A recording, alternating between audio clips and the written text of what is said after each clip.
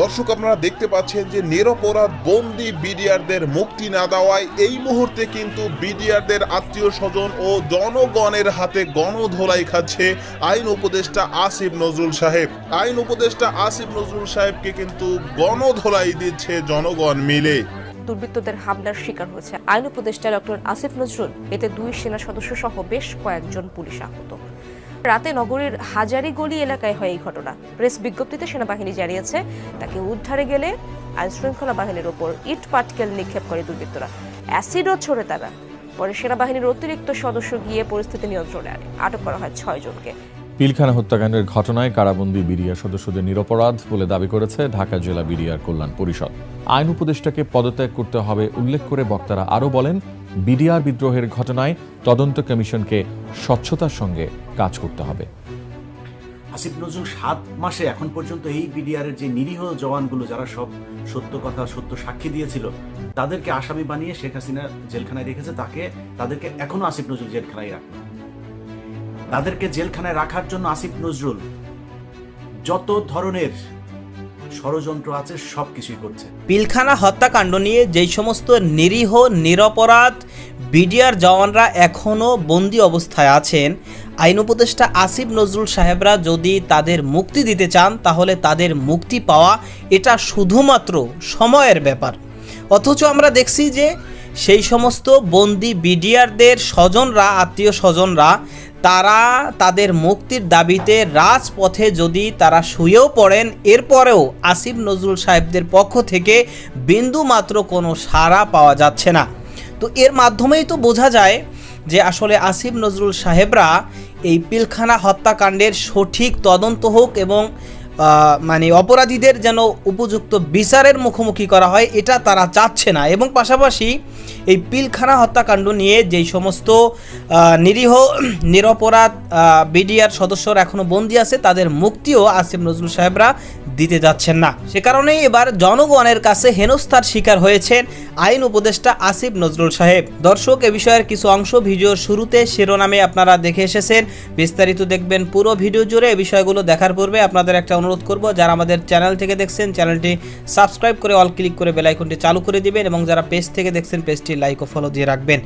দর্শক, চলুন আমরা দেখব যে এবার আইন উপদেষ্টা আসিফ নজরুল সাহেব তিনি যে হেনস্থার শিকার হয়েছেন সেটা দেখব। তার আগে আমরা একটু দেখে আসি যে এই নিরীহ এবং নিরপরাধ বন্দি বিডিআর জওয়ানদেরকে যে আসিফ নজরুল সাহেবরা তারা মুক্তি দিচ্ছে না এবং এই পিলখানা হত্যাকাণ্ড নিয়ে যেন সঠিক বিচার না হয় সে কারণে ষড়যন্ত্র করে যাচ্ছে আসিফ নজরুল সাহেবরা। এ বিষয় নিয়ে অত্যন্ত গুরুত্বপূর্ণ কিছু তথ্য দিয়েছেন সাংবাদিক ইলিয়াস হোসাইন সাহেব।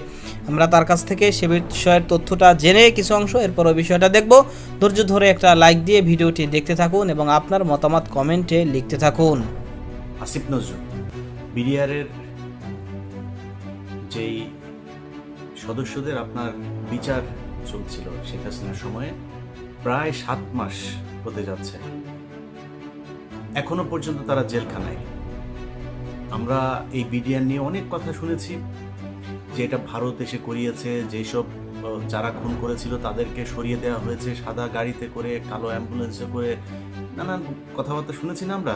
যদি সেটা সত্যি হয় তাহলে যারা খুন করেছে, আসলে যারা খুনের সাথে, সেই তোরাবালি, তারপরে লেদার লিটন, এদের তো সব ছেড়ে দেওয়া হয়েছে। নানক নাই, আজম নাই, সেলিম নাই, তাপস নাই, কেউ নাই, তাদের সব ছেড়ে দেওয়া হয়েছে। রেজানুর আছে, সে কোথায় এখন, কি পলাতক না দেশ থেকে চলে গিয়েছে আমরা জানি না। ওই সময়ে এই যে মইনুল হাসান ইসলাম মেজর জেনারেল, সে পালায় যাচ্ছিল। এরকম কারা কারা আছে এগুলো আমরা সব আগে থেকেই শুনেছি। এবং যেই সৈনিকরা আসল সাক্ষী দিতে চেয়েছে তাদেরকে মেরে ফেলা হয়েছে, গুম করা হয়েছে, তাদেরকেই এই জেলখানায় নিয়ে বন্দি করা হয়েছে। যারা খুন করতে চেয়েছে, যারা খুনের সাথে জড়িত ছিল, তাদের তো সরকার বহু আগেই ভারত পাঠিয়েছে, মেরে ফেলেছে, পালিয়ে যেতে সুযোগ দিয়েছে। নানান ইতিহাস আমরা গত 15 বছর ধরেই শুনছি, এগুলো তো জানা, এটা নতুন করে উদ্ঘাটন করার কিছু তো নাই। আসিফ নজরুল 7 মাসে এখন পর্যন্ত এই বিডিআরের যে নিরীহ জওয়ানগুলো যারা সব সত্য কথা সত্য সাক্ষী দিয়েছিল তাদেরকে আসামি বানিয়ে শেখ হাসিনা জেলখানায় রেখেছে। তাদেরকে এখনো আসিফ নজরুল জেলখানায় রাখবে। তাদেরকে জেলখানায় রাখার জন্য আসিফ নজরুল যত ধরনের ষড়যন্ত্র আছে সব কিছুই করছে। আমরা সেই 5 তারিখের পরের এই পর্যন্ত মোট 4টা শুনানি হলো। 4 শুনানিতে সবশেষ জানুয়ারির 8 তারিখে আমরা মনে করেছিলাম 9 তারিখে কিছু একটা হবে, অন্তত কয়েকজনকে ছাড়বে। দেখেন আসিফ নজরুল এই মানে ইন্ডিয়ান রয়ের এই সদস্য কত বড় খারাপ, কত অসভ্য, ওইভাবে পারে নাই। প্রথমবার বলেছে পিপি নিয়োগ হয় নাই, তারপরে বলেছে পিপি প্রস্তুতি নেয় নাই, তারপরে পিপি পুরো রায়ের কপি সব পড়তে পারে নাই। এবার কি বলবে, কিছু তো একটা বলতে হবে। এখন ওই যে বক্সিগঞ্জের আপনার যেই কি আলিয়া মাদ্রাসার যেইটা, ওইটার মধ্যে নাটক সাজায়া, আবার তার মধ্যে আবার স্টুডেন্টদেরকেও এখানে নাটকের অংশ বানিয়েছে। কেউ যায় ঘর পুড়ে দিচ্ছে, কেউ করছে। আরে ভাই, আপনি ওইখানে করেন না বিচার, তাহলে কোথায় করবেন? আপনি জানেন না 9 তারিখে বিডিআর এর শুনানি আছে? জায়গাটা তো ঠিক করে রাখবেন, সেটা ঠিক করেন নাই কেন? একদিন আগে থেকে বিডিআর এর পরিবাররা দেশের বিভিন্ন জায়গা থেকে গরিব মানুষ এখানে এই শহীদ মিনারে এসে শুয়েছিল, কেউ যাইতে পারে নাই। আসিফ নজরুল শাওনের ঘরে যাইতে পারে, শহীদ মিনারে যাইতে পারে নাই, গিয়ে একটু বলতে পারে নাই যে আপনারা কোত্থেকে আসেন, আমরা আপনাদের পাশে আছি, আপনারা তো আমারই দেশের মানুষ, ওকে আপনারা ঘরে ফিরে যান, আমরা দেখছি। আসিফ নজরুল বলার সুযোগ পায়নি। কুকুরের ছানারা সিনেমা দেখতে যাইতে পারে, এখানে আসার একজন উপদেষ্টার সময় পায় নাই। এখন হাঙ্গামা যদি লাগাই দেই, এদের তো কষ্ট আছে, তাই না? এদের পরিবারের লোকজন কেউ মারা গিয়েছে, পঙ্গু হয়ে বিডিআর এর লোকজনের বর্ণনা শুনি, পা নাড়াতে পারে না, পঙ্গু হয়ে গেছে, হাঁটতে পারে না। কন্ডেম সেলে যারা থাকে তাদের অবস্থা আরো ভয়ঙ্কর। তাইলে এখনো কারারক্ষী জেলখানার ভেতরে এখনো পর্যন্ত আপনার এই আওয়ামী লীগের, ছাত্রলীগের এই নেত্রী তারা এখন পর্যন্ত বিভিন্ন গুরুত্বপূর্ণ দায়িত্বে আছে। তারা হাসপাতালে এই কারাগারের ভেতরে নানান ধরনের এই দিয়ে আপনার কি বলে আওয়ামী লীগের লোকজনকে সুবিধা দিয়ে, যারা শেখ হাসিনার সময় জেলখানায় গিয়েছে, এই কি বলে আইসিটি অ্যাক্টে যারা মামলাতে গিয়েছে, তাদের উপরে নির্যাতন চলছে, তাদেরকে নানান সুযোগ সুবিধা দেওয়া হচ্ছে না। আর আওয়ামী লীগে যারা যাচ্ছে তাদেরকে সব ধরনের বাসার থেকে খাবার টাবার সব কিছু চলছে। এইভাবে এখনো পর্যন্ত জেলখানা চলছে। তো এই মানুষগুলোর পরিবারের তো কষ্ট আছে, তাই না? এদের তো দেয়ালে পিঠ থেকে গিয়েছে। তাদের জন্য 9 তারিখে এইভাবে ধোঁকা দিল আসিফ নজরুল। তো 9 তারিখে আপনি আলিয়া মাদ্রাসার এখানে করবেন না, বক্সিগঞ্জে করবেন না, কোথায় করবেন? কোনো একটা জায়গায় আপনি আগে থেকে সেটা ঠিক করে রাখা উচিত ছিল, করেন নাই।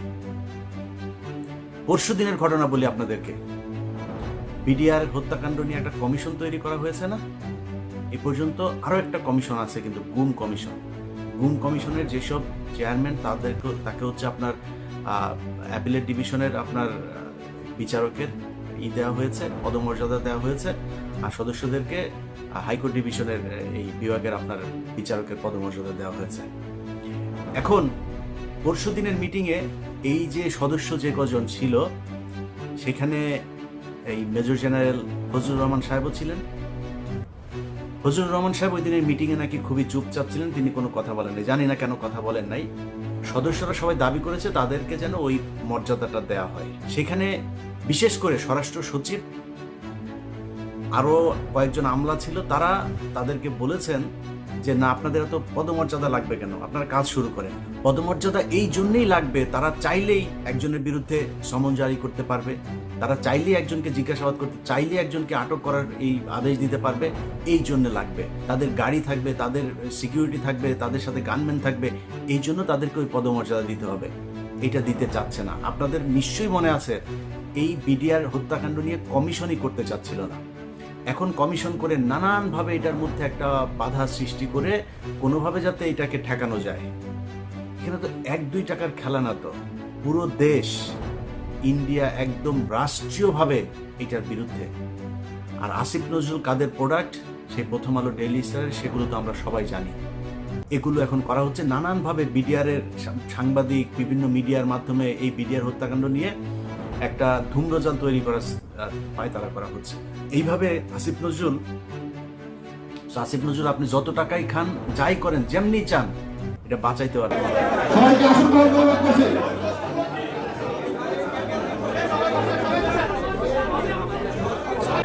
যত ইচ্ছা চিল্লাচিল্লি করেন, আমার কথাটা শুনেন ভাই, এটা তো থামান না।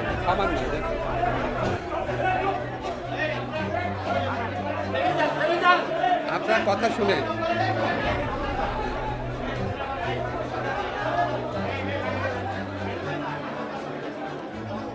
আপনারা আমার কথা শোনেন। আমি বুঝতে পেরেছি আপনাদের ক্ষোভের কারণ আছে। আইন উপদেষ্টা আসিফ নজরুল সাহেবদের নিয়ে সাংবাদিক ইলিয়াস হোসেন সাহেব যে কথাগুলো বলেছেন, সেই কথাগুলোর সাথে আপনিও একমত পোষণ করেন কিনা সেটা কমেন্ট সেকশনে জানাতে পারেন। কারণ আসিফ নজরুল সাহেবদের নিয়ে সাংবাদিক ইলিয়াস হোসেন সাহেব তিনি যে সমস্ত তথ্যগুলো দিয়েছেন, যে সমস্ত কথাগুলো বলেছেন, এগুলো কিন্তু একেবারে অযৌক্তিক নয়। কারণ 5ই আগস্ট এর পর থেকে ক্ষমতার পট পরিবর্তন হয়েছে, কিন্তু বেশ কিছুদিন হয়েছে। তো দীর্ঘ এত মাস যাবৎ ধরে এই নিরীহ এবং নিরপরাধ বিডিআর জওয়ান, তাদেরকে তো এর আগে তো বছরের পর বছর মানে বন্দি করে রাখা হয়েছে এবং তাদের আত্মীয় স্বজন তাদেরকেও বিভিন্নভাবে হ্যারাসমেন্টের শিকার হতে হয়েছে, তাদের উপর বিভিন্নভাবে জুলুম টর্চার এগুলো করা হয়েছে। এখন বাংলাদেশের ক্ষমতার পট পরিবর্তনের পর এবং বাংলাদেশ এখন আবার পুনরায় দ্বিতীয় স্বাধীনতা লাভ করার পরেও এখনও পর্যন্ত দীর্ঘ এতদিন পার হয়ে গেল, অথচ এখনও পর্যন্ত সেই বন্দি বিডিআর যারা নিরীহ এবং নিরপরাধ, তো তারা যেহেতু নিরীহ এবং তারা যেহেতু নিরপরাধ, তো নিরপরাধ বিডিআররা তারা কেন বন্দি থাকবে? তাদের তো আরও আগেই মুক্তি দেওয়ার কথা ছিল, মুক্তি দেওয়া উচিত ছিল। কারণ যেহেতু তারা নিরপরাধ, তারা যদি অপরাধী হতো তাহলে সেই ক্ষেত্রে কথা ছিল যে না, তারা অপরাধী, এজন্য তাদের কোনো আইনিভাবে সহযোগিতা করা যাবে না, তাদের মুক্তি দেওয়া যাবে না, তাদের পরিবারদেরকে কোনোভাবে সাপোর্ট করা যাবে না, পরিবারদের ডাকে কোনো সাড়া দেওয়া যাবে না। অথচ বাংলাদেশের অধিকাংশ মানুষই এখন চাচ্ছে যে সেই পিলখানা হত্যাকাণ্ডের ঘটনা নিয়ে যে সমস্ত নিরপরাধ বিডিআর জওয়ানরা এখনও পর্যন্ত বন্দি অবস্থা আছে, তাদেরকে যেন মুক্তি দেওয়া হয় এবং তাদের মুক্তির দাবিতে সেই বিডিআর জওয়ানদের আত্মীয় স্বজন তারা একের পর এক মানে তাদের দাবি জানিয়ে আসতেছেন এবং রাজপথেও বিভিন্নভাবে তারা এই আওয়াজ তুলতেছেন যে আমাদের নিরপরাধ বিডিআর জওয়ানদের দ্রুত মুক্তি দিতে হবে এবং তারা আইনিভাবে লড়াই করে কোনোভাবেই সহযোগিতা পাচ্ছেন না। সে কারণেই কিন্তু সাংবাদিক ইলিয়াস সাহেবদের মতো যারা আছেন তাদেরকে এ বিষয় নিয়ে মুখ খুলতে হয় এবং তাদেরকে নিয়ে এই বিষয় নিয়ে প্রতিবাদ করতে হয় এবং এই বিষয় নিয়ে তাদের কথা বলতে বাধ্য হতে হয়। আইন উপদেষ্টা আসিফ নজরুল সাহেব সহ আরও যেই সমস্ত উপদেষ্টা রয়েছে, বিশেষ করে স্বরাষ্ট্র উপদেষ্টা, তারপরে এই আইন উপদেষ্টা, ইতিমধ্যেই কিন্তু এই বিডিআর জওয়ানদের যেই সমস্ত আত্মীয় স্বজনরা তাদের মুক্তির দাবিতে আন্দোলন করছে এবং তাদের মুক্তির দাবি জানিয়ে আসছে, তারা ইতিমধ্যেই এই আইন উপদেষ্টা এবং স্বরাষ্ট্র উপদেষ্টা তাদেরকে কিন্তু আসামি করেছে, অর্থাৎ তাদের ব্যাপারে ইতিমধ্যেই অভিযোগ জানিয়েছে যে তারা বিষয়টাকে সিরিয়াসলিভাবে গুরুত্ব দিয়ে আমলে নিচ্ছে না, বিধায় আমাদের এই নিরপরাধ বিডিআর জওয়ানরা তারা এখনও মুক্তি পাচ্ছে না। যদি আইন উপদেষ্টা আসিফ নজরুল সাহেবরা তারা বিষয়টা গুরুত্ব সহকারে নিত এবং চাইতো, এটা বাস্তব, এটা আমরাও জানি যে আসলে আইন উপদেষ্টা আসিফ নজরুল সাহেব, তারপর স্বরাষ্ট্র উপদেষ্টা জাহাঙ্গীর আলম সাহেব সহ তারা যদি চায় যে এই নিরপরাধ বিডিআরদেরকে মুক্তি দিব, তাহলে তাদেরকে মুক্তি দেওয়া এটা সময়ের ব্যাপার। কারণ আইনিভাবে তো তাদের আত্মীয় স্বজন যারা আছে তারা একের পর এক লড়াই করেই যাচ্ছে, চেষ্টা করেই যাচ্ছে, কিন্তু এরপরেও কোনো ধরনের কোনো সাড়া পাচ্ছে না। এই জন্য অনেকে এটাই মনে করছে যে আসলে এই পিলখানা হত্যাকাণ্ডের সাথে এক তো আওয়ামী লীগ জড়িত সরাসরিভাবে, প্রত্যক্ষভাবে, এবং পাশাপাশি ভারতও এর সাথে জড়িত রয়েছে। এই পিলখানা হত্যাকাণ্ডের মুখর যদি উন্মোচন হয় তাহলে আওয়ামী লীগের পাশাপাশি ভারতেরও মুখোশ উন্মোচন হয়ে যাবে। ভারতে ইন্টারন্যাশনালভাবে তারা মানে অপরাধী হিসেবে তারাও সাব্যস্ত হয়ে যাবে, তারাও কালারিং হয়ে যাবে। সে কারণে ভারত চাইতেছে যে কোনোভাবেই যেন বাংলাদেশের যে পিলখানা হত্যাকাণ্ডের যে ঘটনা ঘটেছে এবং সেখানে যে শত শত দেশপ্রেমিক বিডিআর বা বিজিবির সদস্যরা নিহত হয়েছে, এই ঘটনার যেন সুষ্ঠু কোনো তদন্ত না হয় এবং এই ঘটনার মুখোশটা যেন উন্মোচন না হয়।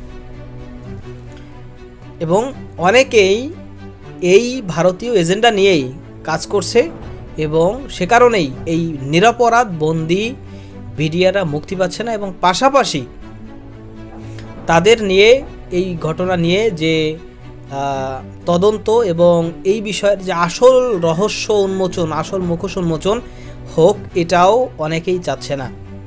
দর্শক, আপনি এই বিষয়ে কী মনে করেন সেটা কমেন্ট সেকশনে জানাতে পারেন। ভালো থাকবেন, সুস্থ থাকবেন, দেখা হবে নতুন কোনো ভিডিওতে, কথা হবে নতুন কোনো বিষয়। আজকে পর্যন্তই, আসসালামু আলাইকুম ওয়া রাহমাতুল্লাহ।